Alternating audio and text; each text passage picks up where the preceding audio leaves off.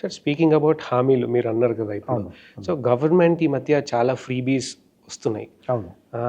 ఇప్పుడు let's say free bus అనే అనుకోండి. ఫ్రీ బస్ ఒక పర్సన్ ఫ్రీ బస్ అనే ఆహ్, ఒక ఉప ఒక హామీని వినియోగించుకుంటున్నారు అంటే అతను బ్యాక్ ఎండ్‌లో ఇంకేం కోల్పోతున్నారు అంటే కనిపించేది ఫ్రీ బస్. ఆ ఫ్రీ బస్ ఇవ్వడానికి మనీ ఎక్కడి నుంచో డైవర్ట్ అయ్యి ఇక్కడికొస్తుంది. అవును. సో అది అది సాల్వ్ అవ్వడానికి ఫ్రీ బస్ సాల్వ్ అవ్వడానికి మంచి ఎక్కే ఆ ఫెసిలిటీని యూజ్ చేసుకునే పర్సన్ ఇంకేం కోల్పోతున్నాడు బ్యాక్ ఎండ్‌లో. సో ఈ విషయం మీద చాలా చర్చ జరిగింది. ఈ మధ్యలో కూడా చాలా చర్చలు జరుగుతున్నాయి. నా వ్యక్తిగత అభిప్రాయం ఏముంది అంటే వెల్ఫేర్ కూడా ప్రభుత్వానికి ఒక ముఖ్యమైన బాధ్యత ఉంది. ఎందుకంటే సమాజంలో ఇంకా చాలా వివక్షతలు ఉన్నాయి. చాలా పేదరికం గురి అవుతున్న వాళ్ళు కూడా ఉన్నారు. తర్వాత మనందరికీ తెలుసు సమాజంలో దళిత్ బహుజన్ వర్గాన్ని వాళ్ళు ఉన్నారు. వాళ్ళు ఎన్నో జనరేషన్స్గా వాళ్ళు వివక్షతలు గురి అయ్యారు. సో లెవెల్ ప్లేయింగ్ ఫీల్డ్ లేదు. అంటే అందరూ ఒక సమానమైన అవకాశాలు పొంది ఉంటే, అందరిలో ఒకే రకమైన సామర్థ్యం ఉంటే, అప్పుడు ఎవరికి ప్రత్యేకంగా ఏదో ఒకటి అదనంగా ఇవ్వాల్సిందిగా అవసరం ఉండదు. జస్ట్ బేసిక్ సహాయం చేస్తే అందరు వాళ్ళ మెరిట్ బట్టి వాళ్ళు ముందుకి ఎంతవరకు అయినా వాళ్ళు వెళ్ళగలరు. కానీ మన సమాజంలో అండ్ ఈవెన్ డెవలప్డ్ కంట్రీస్లో యూఎస్కి మనము వెళ్ళినా, యూరోప్కి వెళ్ళినా అక్కడ కూడా పేదవాళ్ళు ఉన్నారు, హోమ్లెస్ ఉన్నారు, బ్లాక్స్ ఉన్నారు, డిప్రైవ్డ్ వాళ్ళు ఉన్నారు. సో ప్రభుత్వకి కొంత బాధ్యత ఉంటుంది అట్లాంటి వాళ్ళ పట్ల. కొంత అయినా అంటే మిగతా వాళ్ళకంటే ఎక్కువ డబ్బులు ఖర్చు చేయడం, వాళ్ళ కోసం కొన్ని ప్రత్యేకమైన ప్రోగ్రామ్స్ చేయడం, ఇది అవసరం ఉంటుంది సాధారణంగా. సో ఫ్రీబీస్గా అట్లా మనము చూడవద్దు. సో ఇప్పుడు ఉదాహరణకి ఫ్రీ బస్సెస్ ఉన్నాయి. మనము ఫ్రీ బస్ ఇస్తూ ఉంటే దాని వెనక కోర్స్ కొంతవరకు డబ్బు ఎక్కడి నుంచి వస్తుందో మనం ఆలోచించాలి. బట్ దాని వెనక ఇంకా కొన్ని రకంగా మనము ఆలోచించాల్సిందిగా అవసరం ఉంది. సపోజ్ ఈ బస్ ఫ్రీగా లేదు అనుకో. సో ఉదాహరణకి నా ఇంట్లోనే ఒక ఆమె పని మనిషిగా వస్తుంది. మా ఇంట్లో ఉదయం వచ్చి మొత్తం దినానికి వంట చేసి ఒక 2-3 అవర్స్ ఉండి పని చేసి ఆమె వెళ్ళిపోతుంది. ఆమె బస్లోనే వస్తున్నట్టుగా నాకు అవగాహన ఉంది. సో ఈ ఫ్రీ బస్ లేని అప్పుడు ఆమె రోజుకి బస్ టికెట్ కొనేది.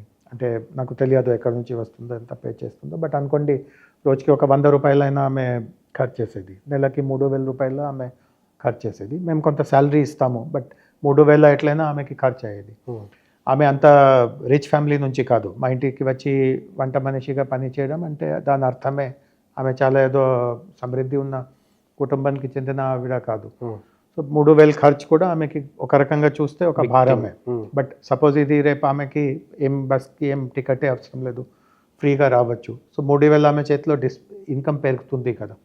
మేము ఇచ్చే శాలరీకి ఒక 3,000 ఎక్కువ ఆమెకి వచ్చినట్టుగా ఉంటుంది. ఆ 3,000 రూపాయలు ఆమె పోగ చేయవచ్చు, వాళ్ళ పిల్లల కోసం ఏదో చేయవచ్చు. సో ఏదో ఒక రూపంలో ఆ డబ్బు వాళ్ళ కుటుంబానికి, ఆమె సొంతంగా వాళ్ళ ఎకానమీకి ఉపయోగపడినట్టుగా ఉంటుంది. సో ఇది ఒక విషయం. రెండవది ఆ ఫ్రీ బస్. సపోజ్ జూబ్లీ హిల్స్లో చాలా ఒక పెద్ద బంగ్లోలో ఒక చాలా రిచ్ ఫ్యామిలీ ఉంటుంది. వాళ్ళు ఎప్పుడో ఫ్రీ బస్ ఎక్కరు కదా. వాళ్ళకి కార్స్ ఉంటాయి, వాళ్ళకి ఒకటే కాదు 10 కార్స్ ఉంటాయి. బస్లో వాళ్ళ జీవితంలో కూడా వాళ్ళ జనరేషన్స్గా కూడా వాళ్ళు ఎప్పుడో బస్ ఎక్కి ఉండరు. సో ఈరోజు ఫ్రీగా మీకు బస్ ఇస్తున్నాము అట్లా మనము 100 సార్లు చెప్పినా వాళ్ళు ఎప్పుడో బస్ ఎక్కరు. సో దీంట్లో కొంత సెల్ఫ్ సెలెక్షన్ ఉంటుంది.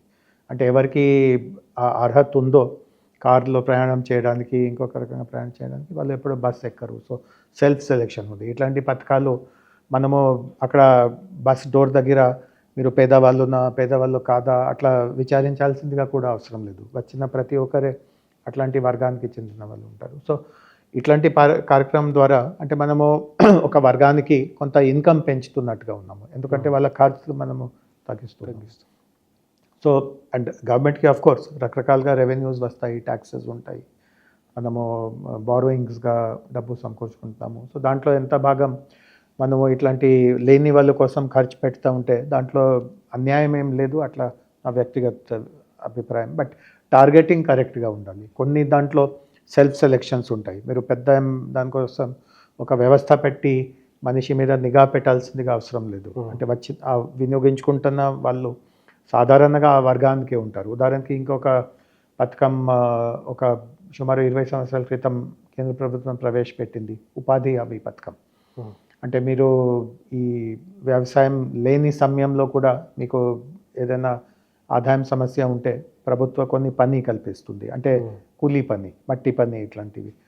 సో ఎవరు ఆ పనికి వస్తారో వాళ్ళ గురించి మనము ఫర్దర్ ఏం విచారించాల్సిందిగా అవసరం లేదు. అంటే ఒక ధనిక కుటుంబానికి చెందిన వ్యక్తి ఎక్కడో వెళ్ళి మట్టి పని చేయరు కదా, కూలీ పని చేయరు కదా. సో ఇట్లాంటివి కూడా ఉంటాయి. సో టార్గెటింగ్ మంచిగా ఉండాలి. కొన్ని ప్రోగ్రామ్స్లో నేను ఇచ్చిన ఉదాహరణలో సెల్ఫ్ సెలెక్షన్ ఉంటుంది. ఆటోమేటిక్గా వినియోగించే వాళ్ళు ఆ కరెక్ట్ వర్గానికి చెందిన వాళ్ళు ఉంటారు. కొన్నింట్లో మనము కొంత పద్ధతి పెట్టాలి. ఉదాహరణకి మనము రేషన్ కార్డ్స్ ఇస్తున్నాము, సో ఎవరికి అర్హత ఉందో వాళ్ళకే ఇవ్వాలి. పేదవాళ్ళకి ఇల్లు ఇస్తున్నాము, సో ఎవరు నిజంగా పేదవాళ్ళు ఉన్నారో వాళ్ళకే మనం ఇల్లు ఇవ్వాలి. సో టార్గెటింగ్లో పకడ్బందీ ఉంటే అండ్ దాంట్లో టెక్నాలజీ చాలా ఉపయోగపడుతుంది. సో ఇట్లాంటి విషయాలు ఉంటే మనము దాన్ని ఫ్రీబీస్ అంటే ఏదో డబ్బు దుర్వినియోగం అవుతుంది అట్లా మనము చూడవద్దు.